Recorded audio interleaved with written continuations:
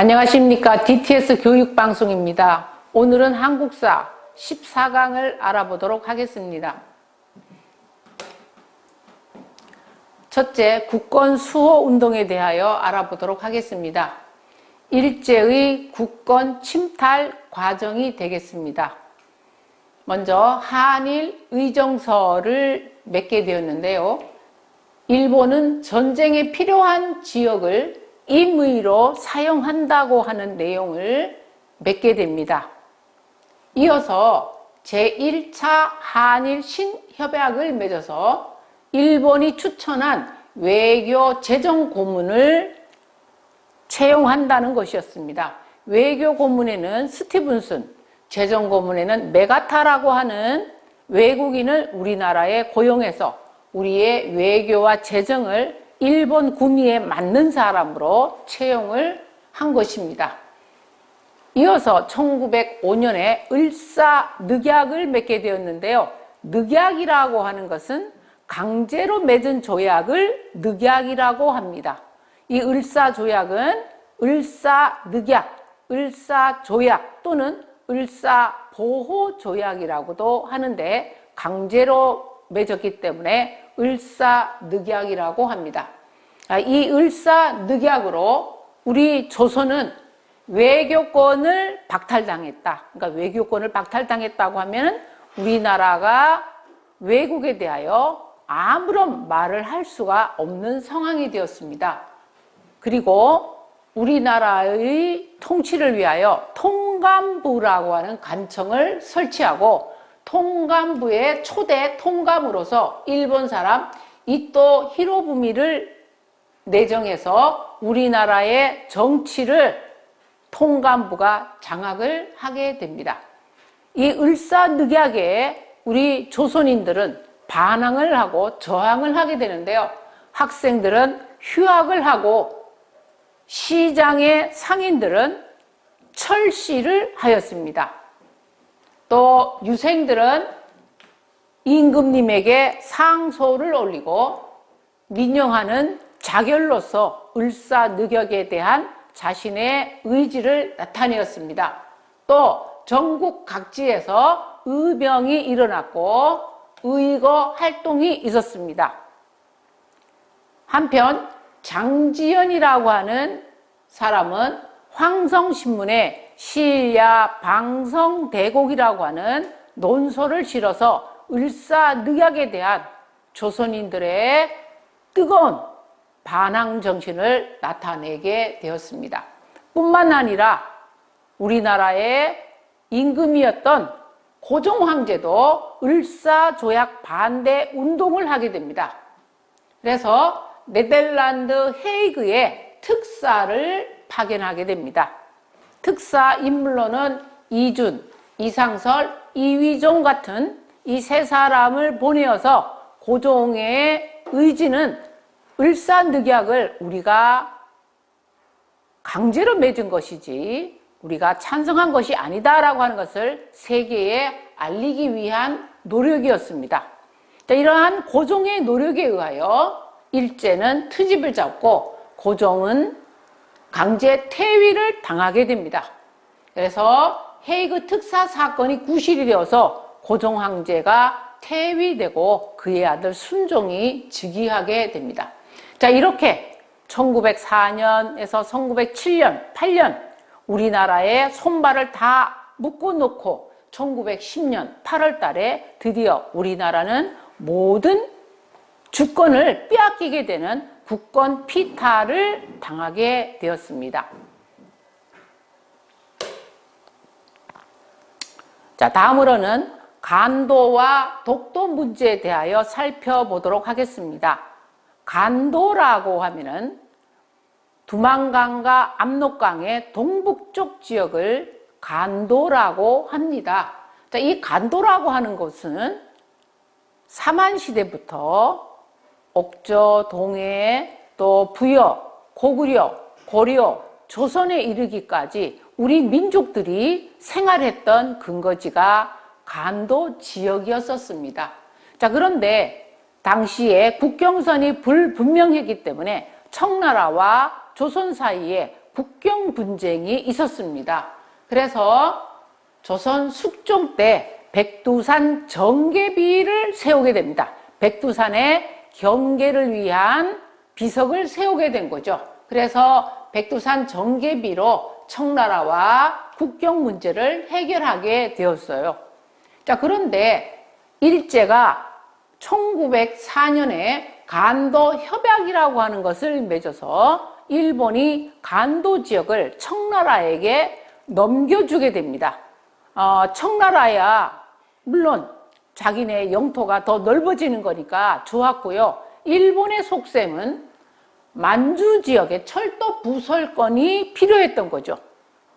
대륙 침략을 위하여 중국의 만주 지역이 필요했기 때문에 간도 협약을 맺어서 간도를 일본에게 넘겨주게 되는 이런 안타까운 역사적인 사실이 있었습니다.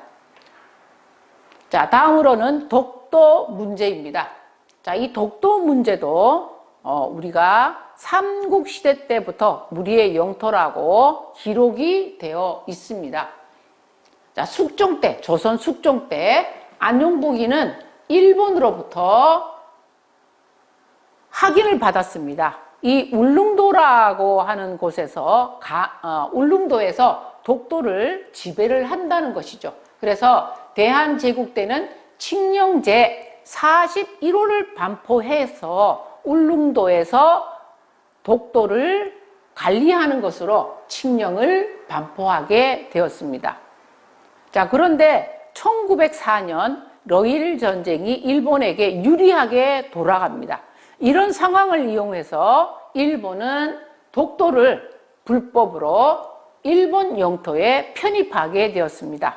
자, 이러한 사실로 인해서 간도나 이 독도는 아직도 일본과 중국과의 이런 영토 분쟁이 남아있는 사실이 정말 안타까운 상황입니다. 자, 다음에는 국권 수호 운동입니다. 국가의 권리를 지키기 위한, 우리나라의 자주권을 지키기 위한 수호 운동인데요. 이 국권 수호 운동에는 우리가 두 가지 방향으로 알아볼 수가 있습니다. 하나는 국권을 수호하기 위하여 무력적인 방법으로 우리가 국권을 지킬 것인가, 찾을 것인가. 또 하나는 교육이라든가 국력을 키워서 우리가 자주권을 되찾겠다는 이러한 운동, 두 가지 방향으로 볼 수가 있습니다. 그래서 먼저 의병 운동입니다. 이 의병 운동은 무력적인 방법으로 우리의 자주권을 찾겠다라고 하는 건데요. 의병은 임진왜란 때도 있었는데요. 계속해서 국가가 어려울 때마다 백성들이 분연히 일어나서 나라를 지키고자 하는 것을 의병이라고 합니다. 자, 그러면 한말의 의병을 보면은 을미의병, 을사의병, 정미의병 대표적인 세 가지로 나눠볼 수가 있는데요. 먼저 을미의병은 을미사변과 단발령이 계기가 되었습니다. 을미사변, 자, 명성황후 시의 사건이었죠. 그 다음 단발령은 을미개혁에 의하여 우리 조선인들의 머리를 짧게 자르고 상투를 자르라는 얘기죠. 자, 여기에 유생들이 크게 반발을 하면서 의병운동을 일으키게 됩니다. 자, 다음으로는 을사의병인데요. 을사의병은 을사늑약에 반발했다. 우리가 을사늑약, 우리나라의 외교권을 박탈해 갔죠. 그래서 우리나라의 입을 못 열게 했던, 여기에 반발하여 일어났던 것이 을사의병입니다. 이 을사의병의 특징으로는 이런 신돌석 같은 이런 천민 출신이 의병에 가담하여 의병을 일으키게 됩니다. 자, 다음으로는 1907년에 정미의병이 있는데요. 정미의병은 고종이 강제 퇴위하고 또 일제가 1907년에 군대를 해산을 시킵니다.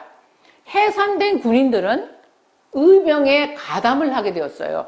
이 군인들은 훈련을 받았던 군인들이었기 때문에 가지고 있던 무기를 가지고서 정리의병에 가담을 합니다. 그래서 이 정리의병은 다른 의병보다 훨씬 적극적인 방법으로 의병운동을 하게 됩니다. 이 정리의병 때는 일본이 차지하고 있는 서울을 다시 찾겠다라고 하는 이런 집념으로 서울 진공작전을 진행하기도 했지만 성공은 하지 못하였습니다. 자, 이와 같이 무력적인 방법으로만 우리가 국권을 수호하는 것이 아니라 교육을 통해서 젊은이들의 힘을 길러야 되겠다라고 하는 것이 계몽운동입니다. 무지한 상태의 우리 국민들에게 국가라고 하는 것이 무엇인가를 알려줘서 국민의 힘을 기르자는 얘기죠. 자, 그래서 애국 계몽 단체들이 많이 나타나게 되는데요. 먼저 보안회, 항무지 개강권을 철회하게 됩니다. 그다음 헌정연구회, 우리나라를 입헌 군주국가로 만들고자 했고요. 대한자강회, 또 대한협회, 시민회. 자, 그 중에서 가장 대표적인 애국 계몽 단체 하면 신민회를 들을 수가 있습니다. 자, 신민회의 활동 인물로는 안창호와 양기타기가 있었고요. 이 신민회에서는 특이하게 공화 정치 체제를 주장을 하였습니다. 당시로서는 굉장히 획기적인 이런 정치 제도를 주장하고 있습니다. 또한 이 신민회는 독립운동 기지를 건설해야 되겠다.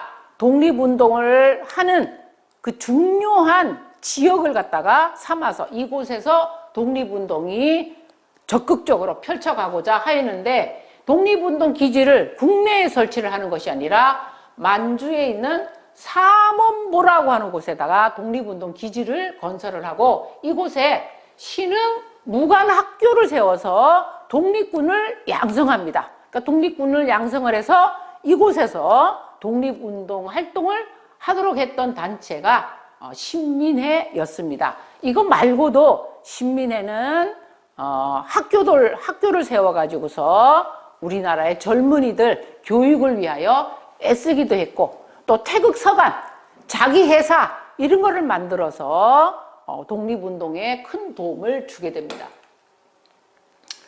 자, 그 다음에는 근대 문물의 수용입니다. 개화 정책에 따라서 외국의 문물이 많이 들어오게 되자 우리나라에도 교육이 시작이 됐는데요. 우리나라 최초의 근대적인 학사 하면은 원산학사입니다. 근대적인 사립학교다. 함경도 덕원리 주민들이 세운 원산학사였습니다. 그러니까 외국인 선생님을 초빙을 해서 가르쳤던 것이죠. 자, 그 다음에는 동문학. 이것은 정부기관에서 외국어 통역관을 양성하기 위하여 세웠고요. 우리나라의 공립학교, 정부에서 세웠던 학교로는 유경공원이 최초의 공립학교입니다. 이거는 사립이고 이거는 공립이죠. 최초라는 이름은 붙었지만 그 다음에는 사립학교가 있었는데요. 배제학당, 이화학당, 경신학교. 자, 이곳은 주로 이제 개신교의 선교사들이 중심이 되어서 사립학교를 세우게 됩니다. 그리고 갑오개혁 이후에는 소학교, 오늘날의 초등학교죠. 사범학교, 교사 양성학교, 또 외국어 학교를 세워서 근대 교육기관으로 활동을 하게 됩니다. 언론 출판 활동, 자, 신문이 창간이 되었는데요. 우리나라의 최초의 신문은 한성순보였습니다. 자, 근데 이 한성순보는 한자로 된 신문이었었어요. 그 다음에는 독립신문, 독립협회에서 발간했던 이 신문은 한글판과 영문판 두 가지로 간행이 되고 있었고요. 황성신문, 제국신문, 대한매일신보가 있었습니다. 이 제국신문은 순한글이었고요. 대한매일신보의 특징으로는 베델이라고 하는 영국 사람이 운영을 하였어요. 그래서 외국인들은 치외법권이 적용이 되었기 때문에 일본에 대한 비판을 스스럼없이 할 수가 있어서 일제에 대한 비판이 많이 실렸던 대표적인 신문이 대한매일신보였죠. 자, 나라가 이렇게 어렵고 자주권을 뺏기게 되자 우리나라의 민족 정신을 기르기 위한 국학운동이 벌어집니다. 대표적인 인물로는 신채호를 들을 수가 있는데요. 자, 신채호는 독사신론이라는 글을 썼고, 또 당시에 우리나라를 구하고자 애썼던 위인들의 전기가 많이 발간이 됩니다. 예를 들면 을지문덕전이라든가 또 채영장군전 이런 것들이 많이 만들어졌고요. 또 조선 강문회가 조직이 되어서 우리나라 역사와 국어에 대한 실력을 기르고 나라에 대한 애국심을 길러주고자 하는 운동이 일어나게 됩니다. 자, 다음에는 근대 시설로서 국어연구단체로 1907년에 국문연구소가 만들어집니다. 그 다음에 대한문전 서유견문이라고 해서 육일준이가 미국으로 갔다가 돌아오면서 유럽을 보고 들은 기행문을 쓰게 됩니다. 또한 근대 시설로 기기창, 자, 나라의 기계를 만드는 기관이었고요. 전왕국, 화폐를 발행하는 기구였고요. 방문국, 인쇄를 담당하는 곳입니다. 이곳에서 만들어진 신문이 우리나라 최초의 신문이었던 한성순보가 방문국에서 만들어지게 됩니다. 그 다음에 통신시설 및 이 철도를 보면은 전차, 철도, 우리나라의 최초의 철도는 서울과 인천 사이에 놓여진 경인선이었고요. 이어서 경부선, 경의선 이런 철도들이 차례로 만들어지게 됩니다. 신식 의료기관으로는 우리나라 최초의 병원, 강혜원이 있었고요. 이후에 대한의원, 자해의원, 세브란스 병원이 들어서게 됩니다. 자, 전기는 우리나라 경복궁에 처음으로 전등이 켜지게 됩니다. 한성전기 주식회사라고 하는 것이 만들어져서 우리나라에 처음으로 전등 시설을 하게 됩니다.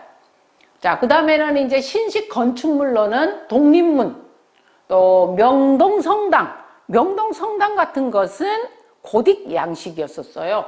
그 다음에 덕수궁의 석조정 같은 것은 르네상스 양식으로 만들게 됩니다. 자, 이것 말고도 새로운 기관이라든가 새로운 문물이 들어오면서 사람들의 생활 모습도 많이 변했습니다. 남자나 여자가 양장이나 양복을 입고 또 식사도 커피라든가 이런 서양식 음식이 들어왔고요. 또 이제 커피, 홍차, 또 아까 우리 알아봤던 이런 서양식 건축물, 또 일본식 건축물 이런 것들이 들어와서 우리나라의 생활 모습을 바뀌게 했어요. 또한 그 조선시대 때 여인들이 이렇게 치마 같은 것을 이렇게 썼던 쓰개 치마 이런 것들이 장옷, 화롯 이런 것이 있었는데 이런 거를 이제 잘 사용하지 않는다든가 이런 생활 모습에 변화가 있었고요. 또한 이제 예전에 그 남자들은 남자들끼리 먹고 여자는 여자들끼리 먹고 이렇게 따로따로 상을 차렸는데 이제 서양의 문화가 들어오면서 여자와 남자가 같이 밥을 먹는 겸상 같은 것들이 이때 이루어지게 됐다고 합니다. 자, 그 다음에는 문학과 예술의 변화. 자, 문학으로는 신소설이 등장을 합니다. 자, 금수회의록, 자유정, 혈의누 같은 이런 소설. 그 다음에 신채시, 최남선의 해에게서 소년에게. 또 음악으로는 서양 악곡, 도레미파 솔라시도 칠음계에 의한 창가가 나오게 됩니다. 또 신재현은 판소리를 정리했고요. 또 우리나라에 신식 극장이 만들어집니다. 자, 이게 서양식 극장이었는데요. 원각사가 건립이 되었습니다. 다음으로 종교계의 변화를 보면 천주교나 개신교는 주로 병원이나 학교를 세우는데 주력을 합니다. 자, 우리가 앞에서 알아봤죠. 배지학당, 이화학당 뭐 세브란스 병원, 뭐 강혜원 이런 것들이 만들어지죠. 자, 다음에는 동학이라고 하는 종교단체가 천도교라고 하는 걸로 이름을 바꾸게 됩니다. 바로 동학의 3대 교주였던 손병희가 동학을 천도교로 개칭을 하게 됩니다. 자, 한편 나철과 오기호는 대종교를 만들었는데요. 대종교의 특징은 당군 신앙을 숭배한다는 겁니다. 당시 우리나라가 처한 현실이 일제의 침략을 받고 국권을 빼앗긴 상태이기 때문에 우리 민족 정신을 강조하고자 하는 당군 신앙이 강조가 되었어요. 또한 이 나철과 오기호는 이 대종교를 국내에서뿐만이 아니라 간도 연해주까지 옮겨가면서 활동을 해서 이곳에서 종교 확산뿐만 아니라 독립운동을 전개하게 되었습니다. 자, 그 다음에 불교와 유교도 일제 탄압을 많이 받았는데요. 여기에 맞서서 한용운은 조선 불교 유신론, 또 박은식은 유교 구신론을 저술해서 일제의 침략에 맞서서 새로운 종교운동 확산을 위하여 노력하게 됩니다. 다음으로 문제풀이를 하도록 하겠습니다. 다음 설명에 해당하는 단체는 안창호, 양기탁 등이 비밀리에 조직하였다. 대성학교, 오산학교를 설립하여 인재를 양성하였다. 공화정을 추구하고 만주에 독립운동 기지를 건설하였다. 애국 계몽단체 중에서 가장 대표적인 단체였고 활동이 가장 활발하였습니다. 자, 대표적인 단체는 신민회였습니다. 자, 2번 고종이 을사늑약 무효화를 하기 위한 노력으로 바른 것은 서울 시전 상인들의 철시운동, 해익의 만국평화회의의 특사를 파견했다. 황성신문에 시일야 방성대곡 논소를 실었다. 9번 신참의 원칙하에 점진적 개혁을 추진하였다. 자, 고종 황제는 을사늑약 반대를, 무효화를 세계에 알리기 위하여 네덜란드 헤이그에 이준, 이상설, 이위종 이 3명을 보내게 됐던 것이죠. 3번 개항 이후 발행된 신문의 특징으로 옳지 않는 것은 1번 독립신문 순한문으로 간행되었다. 독립신문은 2가지로 발행입니다. 하나는 한글신문, 하나는 영자신문이었어요. 1번 틀렸고요. 그 다음 2번 한성순보, 방문국에서 발간된 근대적 신문의 효시다. 처음이었다. 정답입니다. 자, 3번 황성신문, 시일야 방성대곡 논소를 게재했다. 그렇죠. 장지연이가 시일야 방성대곡을 황성신문에 실었고요. 대한매일신보, 영국 사람 베델이 발행을 했기 때문에 일제에 대한 비판 내용을 많이 실었어요. 자, 여기서 틀린 것을 찾아라고 했는데 틀린 것은 1번 독립신문 틀렸습니다. 자, 다음 내용이 설명하는 구국운동은 대한제국이 일본에 1,300만 원의 빚을 많이 지게 되었다. 서상돈 등이 대구에서 국민의 힘으로 나라의 빚을 갚아 경제적 자주성을 지키고자 하였다. 다양한 계층이 참여하였고 대한매일신보의 내용을 게재하였다. 통감부의 방해와 탄압으로 실패하였다. 자, 이 구국운동은 경제적인 구국운동입니다. 자, 이 경제적인 구국운동은 나라의 빚을 갚자는 것이었는데요. 2번에 있는 국채보상운동입니다. 국가 채무를 갚겠다라고 하는 운동이었죠.